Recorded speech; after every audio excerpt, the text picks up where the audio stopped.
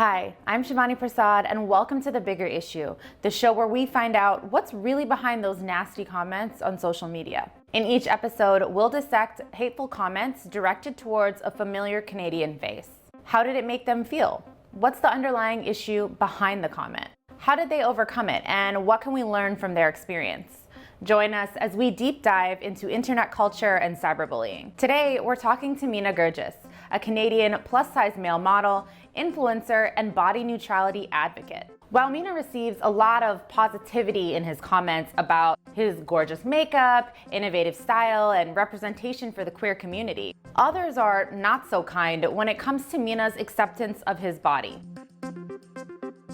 When I was a teenager, really struggling with my body image, a big part of that was how society made me feel like existing in a bigger body was not allowed, especially as a guy. To still be getting these kinds of comments, unfortunately, tells me that society hasn't moved forward and society hasn't progressed in the way that we're supposed to see not just men's bodies, but just people's bodies in general. The fact that people feel like they can say such mean things about your body when they don't know you and passing down that judgment is a really difficult thing. For Mina, it got to a point where these comments were really starting to affect his everyday life, what he did, the decisions he made, and how he lived. And there was a certain point where I was like looking in the mirror and I couldn't actually see my reflection in the mirror. I was seeing the mean comments that people would say about me, clouding how I would actually see myself. It was such a traumatizing experience. There was a point where these comments destroyed my life. They translated from online comments to the real world and they ruined me.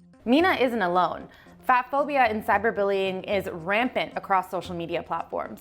Many times, it's difficult to know what to do when you get cyberbullied and how to deal with it. I wanted Mina to share how he dealt with an onslaught of fatphobic comments. He told me he turned his sadness into a mission. And I deleted Instagram and I said, I'm not coming back on Instagram unless I work on myself to a point where these comments stay in the online world. Now I think about what kinds of videos and images my younger self needed to see on Instagram. How can I break through that? And how can I create something that would have helped my younger self love his body? And so that is the vision now. And there is not a single negative comment that will ever take that mission away from me now. And that's exactly what he did. Mina started posting the images and videos that his younger self would need to see.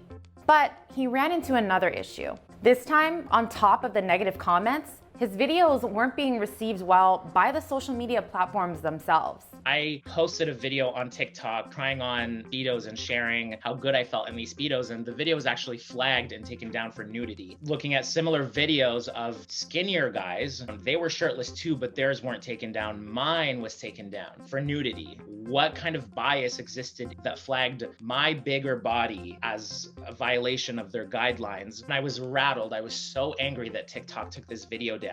It's almost like the more marginalized you are, the more these algorithms will target you. Just by virtue of your video being flagged down, it sends a certain message. So TikTok, Instagram, they need to work on their algorithm to make sure that the biases that exist in this world don't translate into actually discriminating against people on the platform. So why would an algorithm replicate the same biases that exist in real life? This is a little bit complicated, but algorithms are based on user activity. Users are acting on the same prejudice and biases that exist in the real world. The only difference is now they're protected by a screen.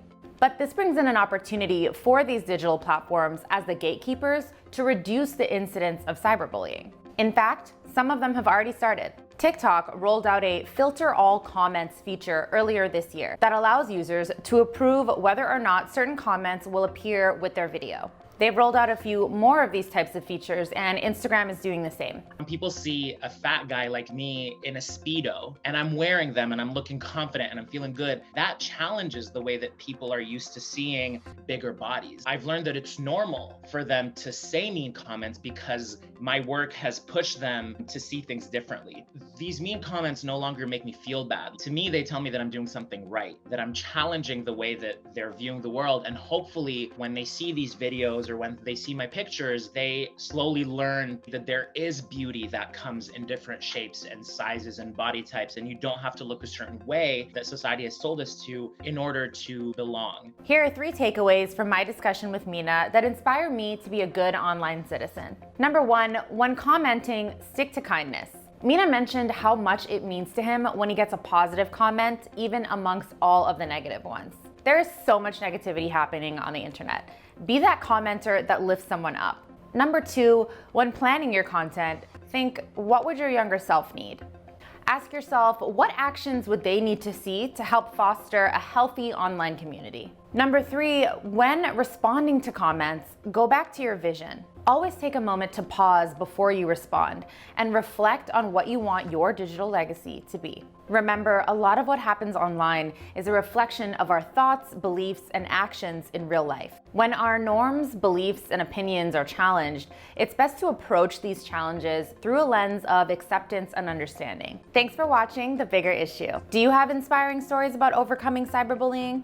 Let me know in the comments below. If you like this video, give it a thumbs up and subscribe. And if there's a topic you'd like me to cover or someone you'd like to see on the next episode of The Bigger Issue, let me know that in the comments too. I'm Shivani Persad, and I'll see you in the next one. Bye.